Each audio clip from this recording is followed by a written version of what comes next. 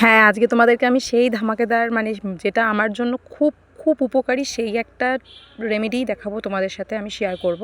মানে আমি আমার চুলে কোনো এক্সট্রা করে স্পা আমি আজ পর্যন্ত পার্লারে গিয়ে কোনোদিন স্পাও করিনি। আমি কোনো কেরাটিন ট্রিটমেন্ট বা কোনো ধরনের চুলের যে পুষ্টির জন্য যেগুলো এখন পার্লারে হয় আমি কিছু কোনোদিনও অ্যাপ্লাই করিনি। আমি বাপু ওইসবের মধ্যে নেই, আমি করি না ওগুলো। আমি জানি না ওগুলো করা ঠিক কি ভুল তাও বলতে পারবো না।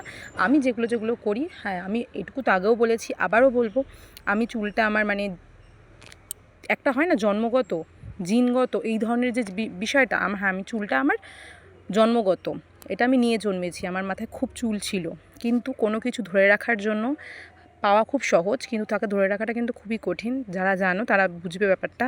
মানে আমার এসে গেছে মানেই আমার চুলটা ভালো, মানে সেই থেকে এভাবেই চলছে এমনটা নয়।